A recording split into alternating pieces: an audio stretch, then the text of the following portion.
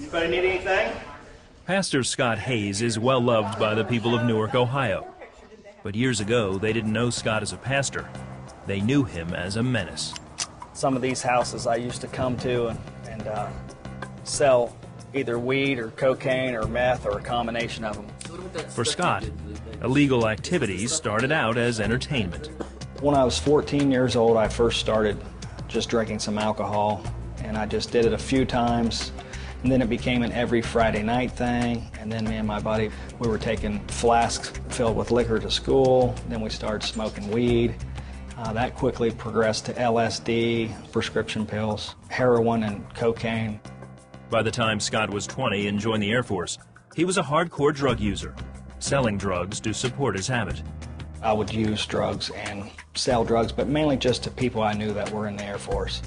One evening while on leave, Scott and his brother got drunk at a bar and got into a fight.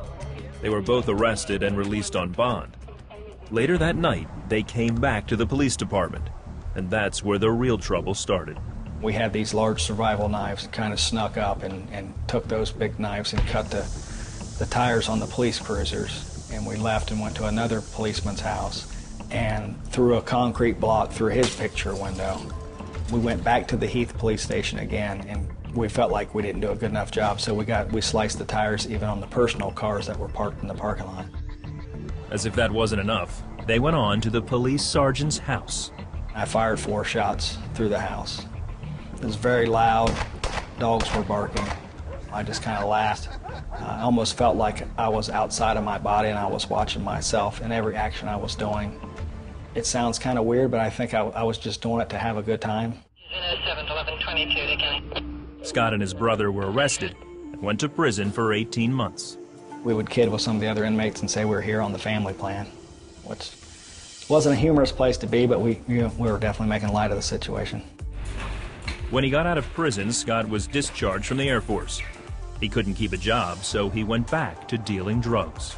When I first started just selling drugs, it was just to support my habit, but it just became such quick, easy money, it becomes an addiction in itself. I was probably maybe 23 or 24 years old the first time I did meth, and that became my favorite, my drug of choice.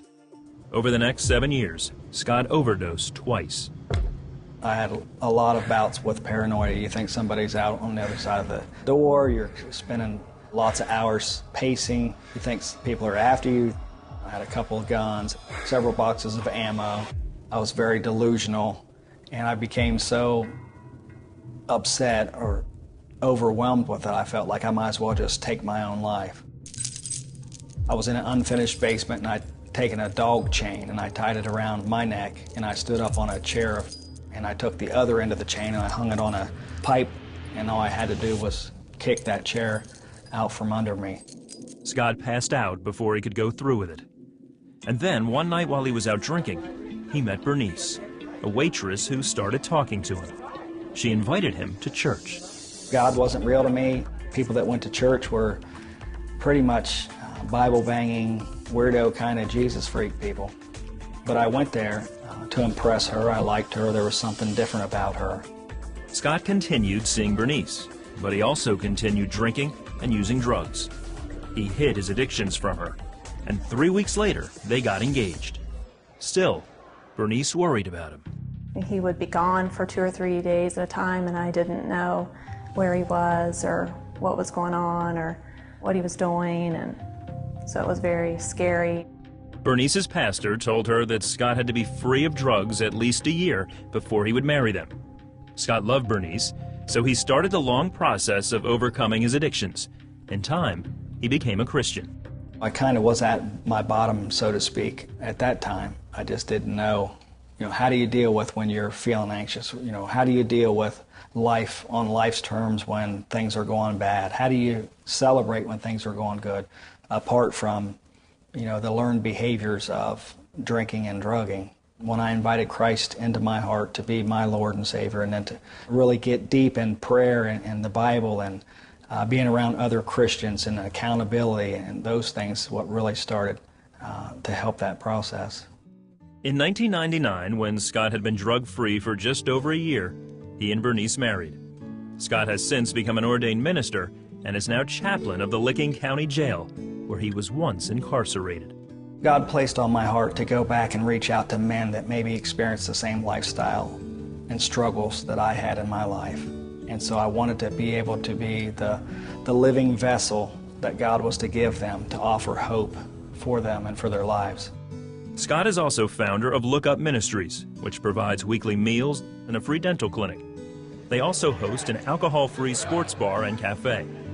He is humbled by his past, but Scott wants more than anything to share the new life he has found in Christ with others. Guys and women alike in the jail setting will say, well, Scott, how can you prove to me God is real? And I say, well, I really can't. But here's what sold me on it. I have a sense of peace when I go to bed, just like when I got up this morning. Doesn't mean I don't have hardship or struggle or a bad day or an argument with my wife.